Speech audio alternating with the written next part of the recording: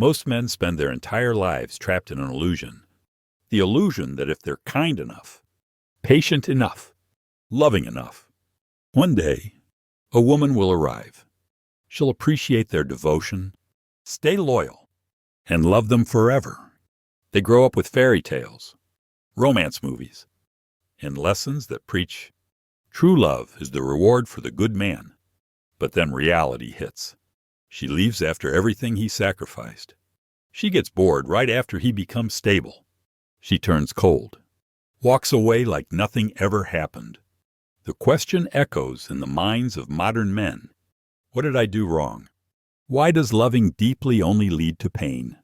Arthur Schopenhauer, a philosopher who lived nearly 200 years ago, answered that question long before any of us were born. He didn't sugarcoat it. He didn't console. He exposed a cold, brutal truth. Love is not magic. It's a biological strategy. Women are not princesses. They are instinctual strategists. And men don't fail because they love. They fail because they never understood the rules of the game. This video will not tell you what you want to hear. It won't comfort you with hopeful lies. But if you've ever loved blindly, been broken after giving your all, or questioned your own worth, this might be the most important video you ever watch. Because from this moment forward, we stop being victims. We strip away the illusions and see love, women, and ourselves for what they really are. Are you ready to take the red pill? If so, let's step into the truth with Schopenhauer. What if I told you that everything you feel when you're in love, the butterflies in your stomach, the obsession, the sense that you've finally found the one, is not spiritual, is not eternal, but is a biological trick? Schopenhauer saw it clearly. He wasn't fooled by poetry or fairy tales. He believed love wasn't a connection between souls. It was nature's bait, a carefully engineered illusion, not to make you happy, but to make you reproduce. That electrifying pull you feel towards someone, that gut-deep urge to chase them, win them, possess them. It's not your heart talking. It's your genes. Modern science confirms this. When you fall in love, your brain is flooded with dopamine, oxytocin, and serotonin. These chemicals create a euphoric state, similar to addiction. And like all highs, it fades, which is exactly what nature wants. Get close, reproduce, move on. But here's the cruel part. While your brain believes it's chasing love, what it's actually doing is calculating, subconsciously measuring things like fertility, health, and compatibility. It feels magical, but it's mathematical. And it's not just men. Women do it too, but with different priorities. Where men might look for beauty, youth, and physical cues of health, women's brains scan for signs of strength, status, and security. Schopenhauer once wrote, "Love is the ultimate goal of almost all human effort. It is more important than anything else in life." But he didn't mean that romantically. He meant it tragically. Because once its biological function is served, the illusion begins to dissolve. How many marriages fall apart after the first child? How many relationships die when the passion fades? That's not failure. That's biology fulfilling its purpose. So why do we keep falling for it? Why do men keep throwing their lives, hearts, and futures into something that was never built to last? Because we were never taught to see love for what it truly is. A chemical transaction, a temporary spell, a trap. But the man who sees the illusion can start to break free from it. Not to avoid love, but to stop worshiping it, to stop letting it define his worth. And that is the first key to real power. From childhood, men are taught that love is something they must earn. Be kind, be generous, be dependable, do the right things. And one day, a woman will choose to love you back. But Schopenhauer saw the truth. He saw that in nature, it is not the male who selects the partner. It is the female, always, in every species. From insects to mammals, the female holds the power of selection. because she carries the greater biological risk. Pregnancy, childbirth, raising the next generation. In the wild, males compete, females choose, and humans, for all our sophistication, are not exempt from this rule. Modern science calls this hypergamy, the natural tendency of women to seek men of higher status, strength, or resources, not out of greed, but out of survival instinct. And if you think that's outdated, look around. On dating apps like Tinder, studies show that 80% of women are competing for the top 10 to 20% of men. Why? Because attraction isn't democratic. It's selective, instinctual, unforgiving. Schopenhauer didn't hate women. He simply saw that women, like men, are driven by forces deeper than conscious thought. He wrote, "Women are guided less by reason than by instinct and emotion." Not as an insult, but as an observation. That instinct is tuned to survival. Women are wired to detect strength, dominance, and potential, not politeness, not fairness, not how much effort you're putting in. This is why men who try to earn love with obedience, with loyalty, with sacrifice, so often end up resentful. They believe love is a reward for goodness, but love, for women, is a response to perceived value, and value, in her mind, is not what you say. It's what you are, what you signal, what she feels when she looks at you. It may seem cruel, but it's not personal. It's biology. The moment you accept this, you stop chasing women who don't see your value and start building a life that forces them to. Because in the game of attraction, women are not prizes waiting to be claimed. They are the gatekeepers, the testers, the selectors. And unless you understand that, you'll keep knocking at doors that were never meant to open. It's one of the most painful truths for men to accept. Being nice doesn't make you more attractive. It doesn't guarantee loyalty, and it doesn't protect you from heartbreak. In fact, it often does the opposite. How many men have given everything? Their time, their money, their attention, only to watch her walk away without a second thought? How many have been told, "You're such a great guy, but I just don't feel that spark"? This is the trap. Men believe that by proving they're good, loyal, selfless, they'll eventually be chosen. But they're playing the wrong game. Schopenhauer warned, to be loved, one must not be just, but clever. In other words, being morally good isn't enough. Because women don't fall for goodness. They fall for strength, for status, for certainty. The nice guy doesn't understand this. He believes that love is earned through devotion. He overextends, overgives, and overcommits, thinking that if he just gives more, she'll love him back. But attraction doesn't respond to effort. It responds to energy, to confidence, to presence. Here's what nice guys never see. Their kindness isn't unattractive. It's their neediness. When a man puts a woman at the center of his world, she stops seeing him as a leader and starts seeing him as a follower. And followers don't spark desire. They don't create challenge. They don't inspire respect. This is why women chase the man who seems just out of reach. The man who doesn't need her validation.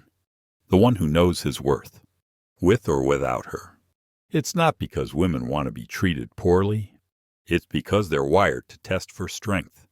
And the man who clings, who begs, who pleads, fails that test every time.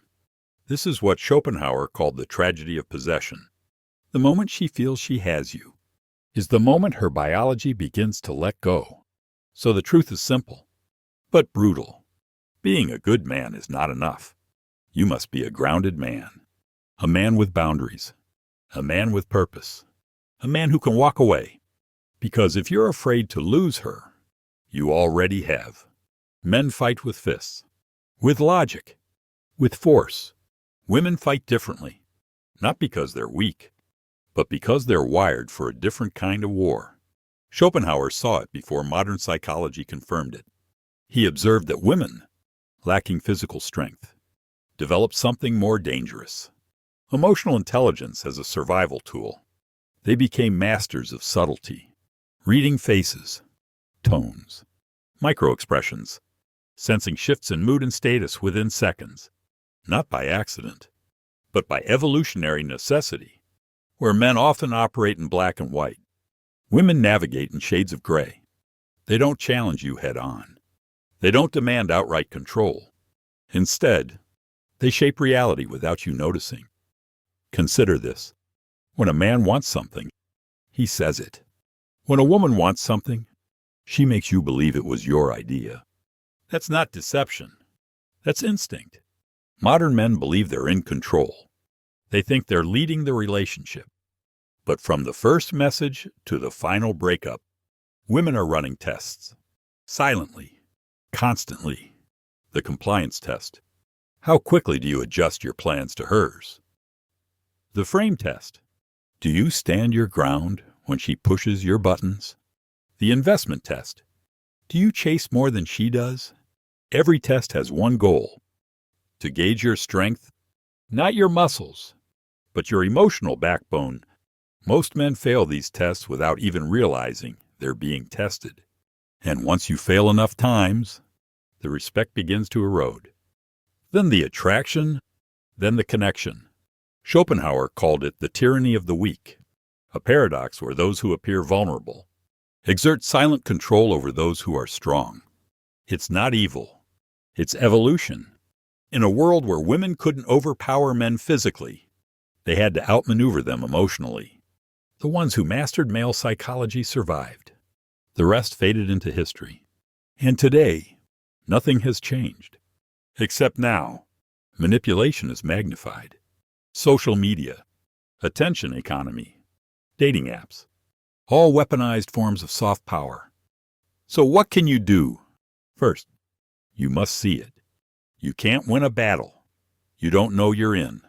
Second, stop playing defense. Stop reacting to every emotion, every tear, every silence. Start leading.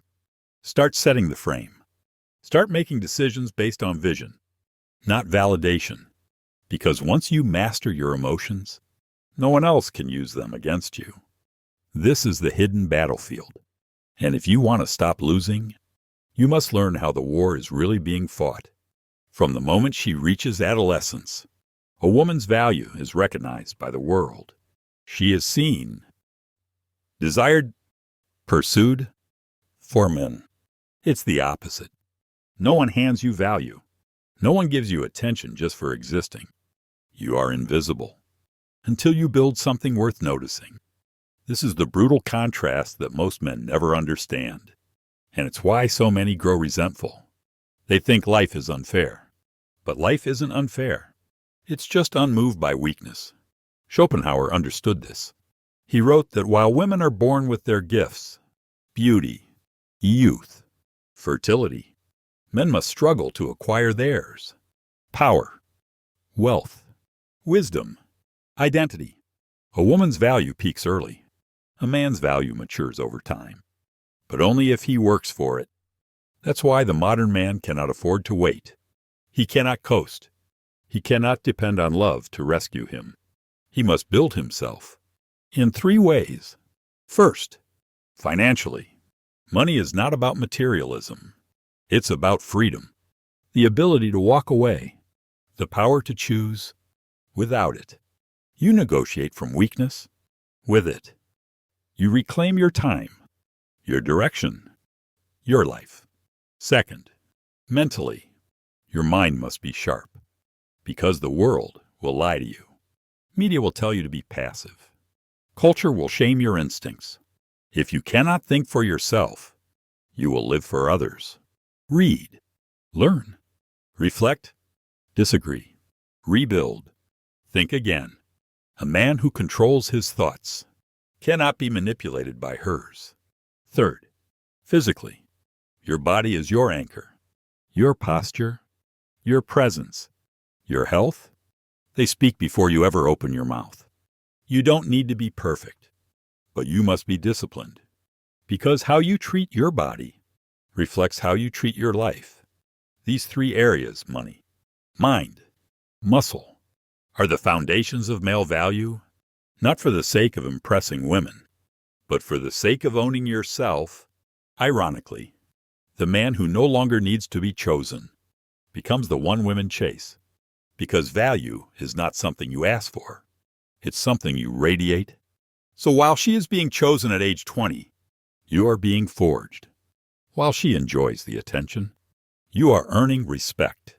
And one day, when the illusion fades for her, you'll just be getting started. The greatest lie sold to modern men is that happiness comes from being loved by a woman. That once she chooses you, once she accepts you, once she finally says, "I love you," you will be whole, complete. Enough. It's a beautiful idea, but it's a dangerous one. Because the moment your happiness depends on her, you lose control of your life. Schopenhauer didn't just reject this illusion. He destroyed it. He wrote, "The happiness which we receive from ourselves is greater than that which we obtain from our surroundings." What does that mean? It means that peace, that confidence, that sense of purpose, it cannot be given to you by anyone. It must be built from within. If a woman becomes your reason for being, you are already lost. Because reasons change, people change, desire fades. And what remains if you have nothing else? Look around. Men today are collapsing under the weight of unmet expectations. They sacrifice their dreams for relationships. They bury their identities to please someone else. They abandon their mission in the name of love. And then they wonder why they feel hollow, why nothing feels enough. Because they forgot one truth. You cannot outsource meaning. The men who thrive, the grounded, confident, unshakable men, they don't chase validation. They build vision. They don't ask to be loved. They become impossible to ignore. And when love does come to them, it's not a necessity. It's a bonus, an addition to a life already full. This is not about isolation. It's about sovereignty, the ability to be whole without needing anyone else to complete you. Because here's what most men never learn. You don't attract what you chase. You attract what you embody. If you are desperate for love, you'll repel it. If you radiate purpose, you'll magnetize it. So stop waiting for her to make you feel worthy. Start living like you already are. Happiness isn't found in her eyes. It's found in your discipline, in your progress, in your mission. When you finally understand that, she's no longer your source of happiness. She becomes a witness to it. Every man will face storms, heartbreak, rejection, failure, betrayal. It's not a matter of if, it's a matter of when.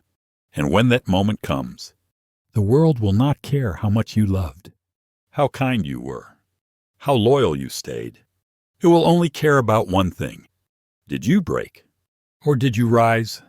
Schopenhauer believed that the man who conquers himself is greater than the man who conquers 1,000 others. To become unbreakable, you must build yourself on 3 unshakable foundations. 3 pillars, 3 disciplines. First, economic sovereignty. Money does not buy happiness, but it buys freedom. The freedom to walk away, the freedom to say no, the freedom to live by your own code. Schopenhauer called money human happiness in the abstract, because it represents the ability to act on your will, without needing approval, without begging for help, without compromising your soul.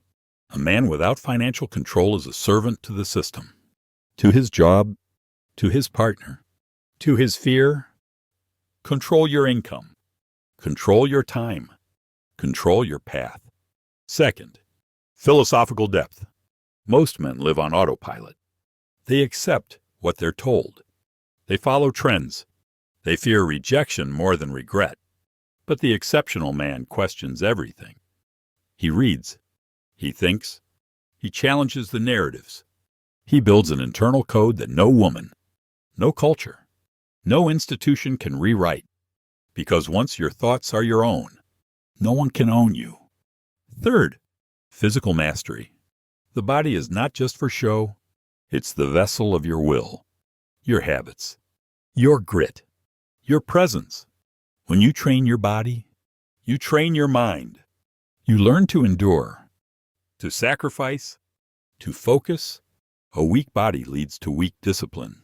A strong body signals strength to the world and to yourself.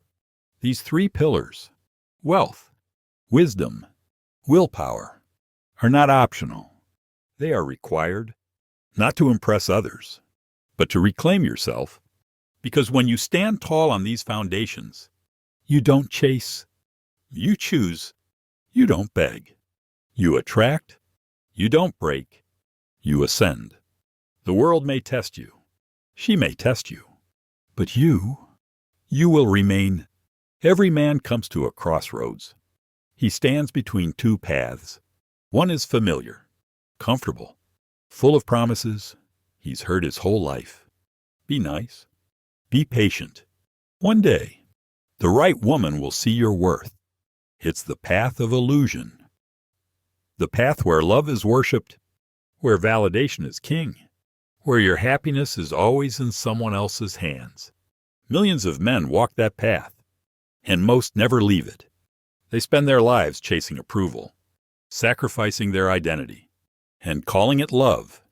But there is another path, the harder one, the lonelier one, the one without applause or guarantees.